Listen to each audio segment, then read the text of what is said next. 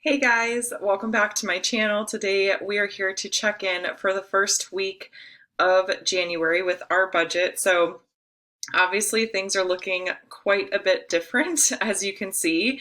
I'm going to be doing our weekly check-ins via EveryDollar moving forward. So this will be definitely very different from what you've seen in the past, but I have been using this little journal from ERIN to track our transactions. I've got our budget in there, and then I've also got all of our transactions tracked.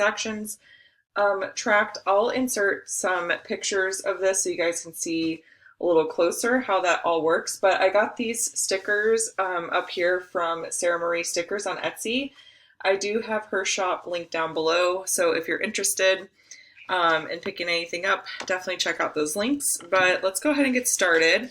So what I'm going to do is now on the transaction log, you'll see that there are check marks next to transactions that I've already put into EveryDollar. Anything without a check mark next to it has not been tracked as of yet. So I'm going to be putting that in EveryDollar. So I'm going to move my face and we're going to go ahead and get started. So I think I got all the bills in there. Yeah, all the bills are good. And you guys will be able to see how you put a transaction into EveryDollar. It's super, super easy. So I've already put the bills in, and then it looks like we've got some variable expenses and business expenses to track. So I'm going to scroll down to expenses, and let's see, we have a food expense, a couple household, a miscellaneous, and a gas. So for food, my husband picked up some formula for Julia, and that was $69.85. So I'm going to go ahead and put Costco formula just so we know. And as you can see, that is going into the food category, so we're going to track the expense. And the nice thing is you can see automatically it does the math for you how much you have remaining in that category. So and then my husband has the EveryDollar app on his phone. I have it on my phone, and we can both log in at any time and see exactly how much money we have left in certain categories and all that kind of stuff. That way both of us were always on the same page with our budget and everything. So okay, so then we have a gas transaction, and I'm just going to grab a pen and make sure I'm checking these off as I'm logging them. Okay, so for gas, we're going to add a new transaction. That was for $23.69, and that was for the Dodge Journey, and that transaction took place today. So we'll track that expense. And the nice thing is too, so like for the food budget, for example, we have four. Do we have 4 or 5? Or no, 4. Where's the calendar? Let me check my planner real quick. Let me see. So I'm filming this. Let's see, we got 1, 2, 3 more weekends where we're gonna go get groceries. So if I take my little calculator here, I can put 251.82 divided by 3, and you'll see we have roughly $84-ish that we can spend on groceries per week. One thing we've been trying to do is just go to the grocery store bi-weekly instead of every single week, just try to stretch it out as much as we can. So I'm a little worried about the grocery budget, but I just talked to my husband about it last night because I knew like after getting the formula, we were probably going to be a little bit short, and we're just going to have to like really stay on top of it and make sure that we're using what we have already in the house and just get creative and all that good stuff. For gas, I'm not worried at all. We still have a lot in that budget, and we're probably only going to need to fill up each car maybe once or twice, so we should be good there. So for household, we had a couple transactions. Let's see, we've got $36.96. I got a bunch of stuff for Julia for teething. I got some, I don't know how to pronounce it. It's camellia. I don't know how to pronounce it, but I got her that, and I got her an amber teething necklace, and I just took that out of the household budget. And that was from Amazon. She's officially teething for sure. She's been drooling like crazy. So we've got that transaction in there, and then we're going to add another one for $6.19. We got some soap from Costco, some dish soap. So we'll track that. And then we have a cookbook that I just decided to take out of the household budget because we had pretty much everything we needed already. And this was the Six Sisters Stuff cookbook. Sam from Happily a Housewife recommended it, and it's 30 minutes or less recipes. Got really good reviews too, and we've been kind of struggling a lot with making dinners and things like that. So I'm all about finding recipes that are, you know, relatively healthy. It doesn't have to be like super duper healthy. Some of it can be convenient stuff like frozen meatballs and things like that, for example. But just quick and everything like that. Because at the end of the day, it's healthier to just cook something at home than go through the drive-through or order pizza, which we've been doing a lot lately. So I'll track the expense there. And as you'll see, we have $0 remaining in our household budget. So, but I'm not worried about that. We have everything we need. Everyone has toothpaste, toothbrushes, shampoo, conditioner. We have cleaners, like we have plenty of dish soap, all that stuff. So we should be good to go. Julia has diapers and wipes. That comes out of the household budget as well. She still has like a full box of diapers. So we should be good. So I'm just going to mark off those transactions as well. And then we will scroll down to the miscellaneous section. So this is kind of where I put, like, I guess unbudgeted or just random expenses. So I did sign up for Noom. That is what I'm going to be using to kind of support my whole weight loss journey this year. And I'm loving it so far. And then we also picked up a crib from one of our family members. We paid them for one of their cribs because they're done having kiddos, and they had a crib that was just like perfect for Julia. So we're going to pick that up from them, and that was $80. And then we had a medical bill that I decided to not take out of the medical sinking fund because it would have been negative, and I want that to build up. So there's a perinatal care center, and that bill was for $75. And I'm just going to go ahead and add that transaction in as well, just to show that we've paid it.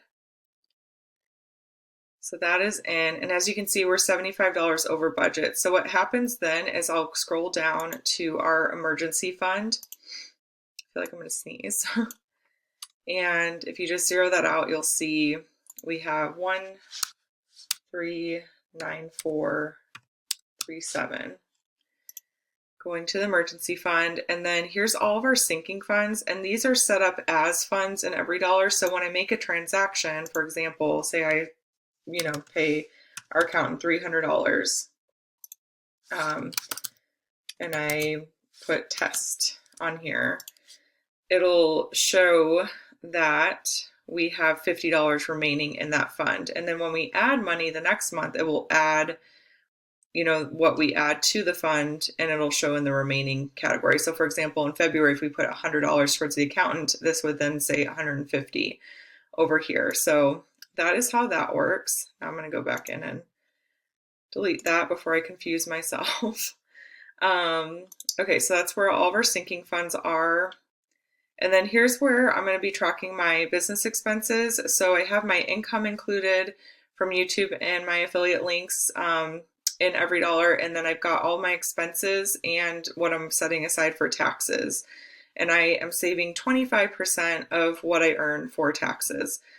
Now expenses, I think I did put, I put my Planner Kate business expense in. I didn't check it off, but I just put that in. I just ordered my stickers yesterday. I did go over budget. I only had budgeted $150 for business expenses. I ended up spending more than that, primarily because I just wasn't planning very well, and I ended up getting too many of the Once More with Love munchkins. And then I also got some name decals and just probably too many impulse purchases, if I'm being honest. So this is something that I am still really working on. I know that I am going to be getting some stickers from Sara Marie this month. I think she said she is releasing stickers for March, her budget stickers on the 19th. So I'll probably order some stickers from her. And then other than that, I will be cut off for the month. So my goal is to make that my last purchase. It shouldn't be very much because I'm not ordering as many stickers from her moving forward because of the way that I'm budgeting now, using EveryDollar primarily. And then I am putting my monthly budget in my life planner, and I put it in my little journal, and then I use this transaction log here. So I'm not going to be picking up as much as I normally do. So it really shouldn't be that much. So this will go up slightly, and then it just needs to like stay there basically. So yeah, so as you guys can see, it's super easy to use. You can also add transactions up here. You can do it through the app as well in real time. What I've kind of gotten in the habit of doing is logging into our bank account every morning, and I just log like any new transactions. I put them right in here.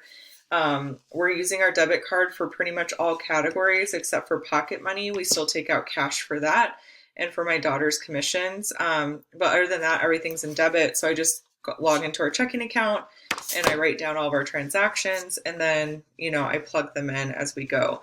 I could plug them in like real time, like through my phone too, and not even write them down. But I like pen and paper. I like having like two different little logs of everything. And honestly, if I just was depending on me just remembering to put it in right away after the transaction, I probably would forget here and there. So I think it's good to just build the habit of every morning. It's part of my like morning routine. I log in, I write down all of our transactions, and then we're good to go. So, so yeah, that's how we're doing things. And as you can see, these are all of our like little categories that I set up. So I've got bills, which are, to me, that's anything like with a due date, basically. I have expenses, which that's living expenses. Miscellaneous, again, is like anything unbudgeted, that sort of stuff. Savings is going to include college savings for the girls, and then our emergency fund. And then we've got our sinking funds and my business. And then we are debt-free currently. So other than our furniture, we do owe money for our furniture. I just want to be very transparent on that. But we kind of do that, and this is where I totally differ from Dave Ramsey, and my husband and I have both agreed to this. We want to maintain a good credit score, so what we do is we borrow and then we pay it off like right away. So our plan is to have the furniture paid off in March, and there's 0% interest for a full year, so we won't be paying interest on it, and it will be paid off like in the next like month or two. So that's kind of our whole thing with that. So I guess we can't technically say we're debt free, but we're being like strategic with it. I don't know. And we use a credit card for some things too. Like we do use a credit card for some of our automatic bills that come out. We've been using it for gas and for groceries because those are things we're spending money on anyways. And so far it's working out pretty well for us. We've been burned in the past by it, but I honestly think at this point we've been so disciplined and so on top of it that I trust us to stick to our budget and all that kind of stuff. So just, you know, throwing that out there for you guys. That's the way that we do things. That's what works best for our family. You do what's best for your family. I preach that all the time. Personal finance is personal. We personally are not comfortable having like a 0 credit score or anything like that. We want to maintain really good credit scores, which we have. So we want to keep those. So we do keep, you know, some like credit card activity and borrow here and there. But anyways, guys, that is pretty much everything that I had to share with you guys. If you have any questions or comments, let me know in the comment section down below. If you enjoyed this video, of course, give it a thumbs up and be sure to subscribe to catch all my future videos. I do have the EveryDollar like website linked down below. So if you guys want to check it out, definitely do that. It's so easy to set up, you guys, super easy. And we have the free version. We don't pay for the plus version. That just syncs it up with your bank account, so it automatically puts the transactions in. I personally don't find that necessary. It's not really labor intensive to put them in manually myself, so we don't pay for it, but you can if you want, if that's something that you think you would benefit from. But yeah, so that's it for this video, guys. I hope you enjoyed it, and I will chat with y'all later. Bye.